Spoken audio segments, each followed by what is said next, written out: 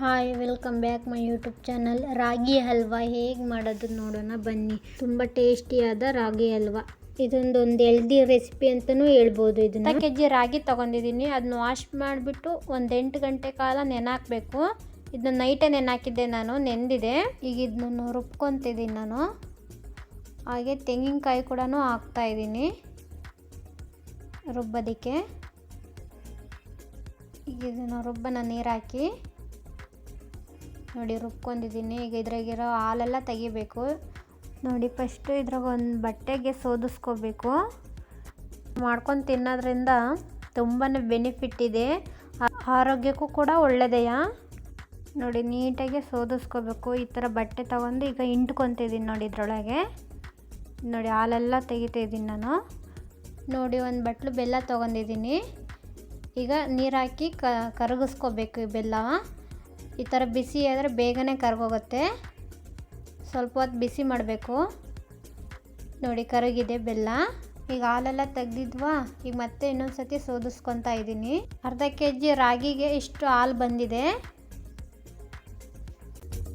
ಈಗ ಇದನ್ನ ಬಿಸಿಯಾಗಕ್ಕಿಡೋಣ. ಇವಾಗ ಕುದಿಸ್ಕೋಬೇಕು. ಬೆಲ್ಲದ ನೀರು ಕೂಡ ರೆಡಿಯಾಗಿದೆ. ನಾವು ಸ್ಟಾರ್ಟಿಂಗ್ ದೊಡ್ಡವರೇ ಇಟ್ಕೊಂಡೆ ಕುದಿಸ್ಕೋಬೇಕು.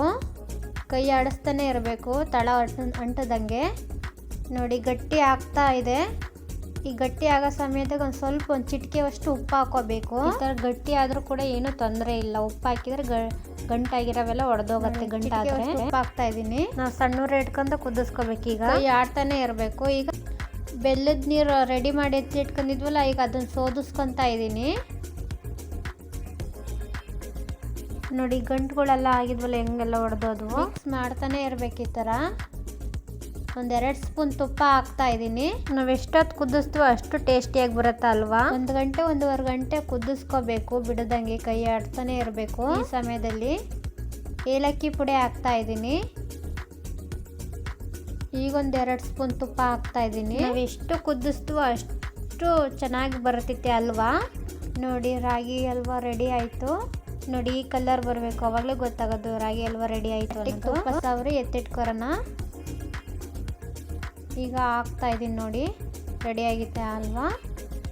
1 ಗಂಟೆ ತಣ್ಣಗಾಗೋದಕ್ಕೆ ಬಿಡಬೇಕು. ಇದನ್ನು ತಣ್ಣಗಾದ ನಂತರ ಕಟ್ ಮಾಡ್ಬೋಬೇಕು ನೋಡಿ. ಕಟ್ ಮಾಡ್ತಾ ಇದ್ದೀನಿ ನಾನು. ಹೇಗೆ ಬಂದಿದೆ ಹಲ್ವಾ ನೋಡಿ. ಎಷ್ಟು ಚೆನ್ನಾಗಿ ಕಟ್ ಆಗ್ತಿದೆ ನೋಡಿ. ನೋಡ್ತಾನೆ ಇರ್ಬೋದು ನೀವು. ನಾವು ಕಟ್ ಮಾಡೋದ್ರಾಗೆ ಗೊತ್ತಾಗುತ್ತೆ ಅಷ್ಟು ಚೆನ್ನಾಗಿ ಬಂದಿದೆ ಹಲ್ವಾ ಅನ್ನೋದು. ವಿಡಿಯೋ ಇಷ್ಟ ಆಗಿದ್ದಲ್ಲಿ ಲೈಕ್ ಮಾಡಿ, ಶೇರ್ ಮಾಡಿ, ಕಮೆಂಟ್ ಮಾಡಿ. Thank you. ಒಮ್ಮೆ ಟ್ರೈ ಮಾಡಿ.